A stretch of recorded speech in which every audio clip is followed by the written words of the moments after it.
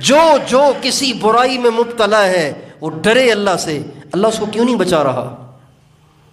اس کا مطلب ہے اس سے کوئی ہوئی ہے ایسی کوتاہی جس کی وجہ سے اللہ تعالیٰ نے اپنی نظر رحمت اس سے پھیر لی ہے۔ اللہ جب نظر رحمت پھیر لیتا ہے پھر بندہ برائیوں میں لگ جاتا ہے، اللہ کے احکام پورے نہیں کر پاتا، اور وہ کرنا چاہے بھی تو اسے نہیں ہو پاتے، اللہ کی کسی پکڑ کی وجہ سے، اللہ کی کسی ناراضگی کی وجہ سے۔ اس لیے ہمیشہ اس بات کو قاعدہ کلیہ سمجھ کر ہمیشہ اس کو ہمیں پلے باندھنا چاہیے۔ جب کبھی ہم سے اللہ کا حکم چھوٹ رہا ہے سمجھ جائیں کوئی ہوا ہے کچھ، عمل کی توفیق نہیں ہو رہی سمجھ جائیں کہ مالک ناراض ہو گیا ہے، اللہ ناراض ہو گیا ہے۔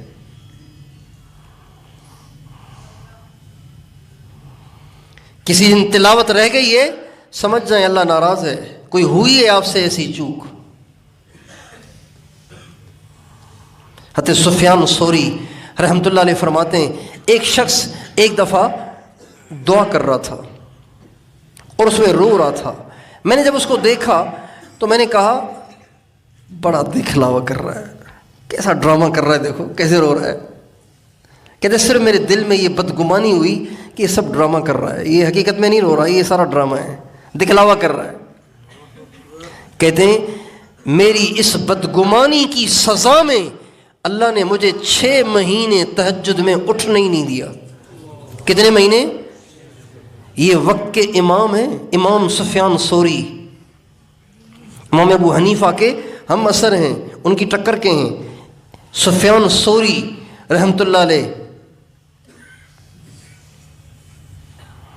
6 مہینے تک اللہ نے مجھے تہجد سے محروم رکھا، میرے بندے سے بدگمانی کیوں کی؟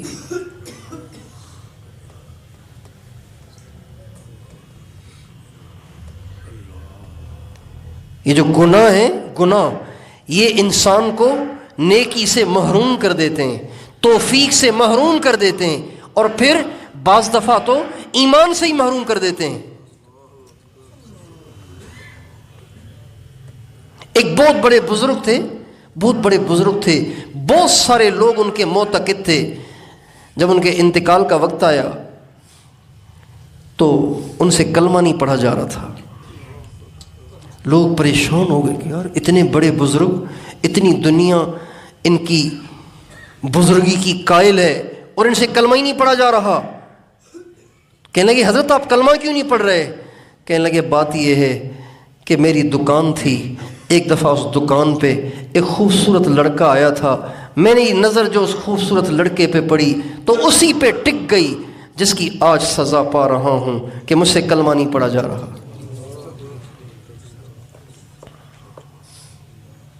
ایک خوبصورت لڑکے پہ نگاہ پڑ گئی تھی اور وہ ٹک گئی تھی، اس کی سزا میں آج کلمہ نہیں پڑھا جا رہا۔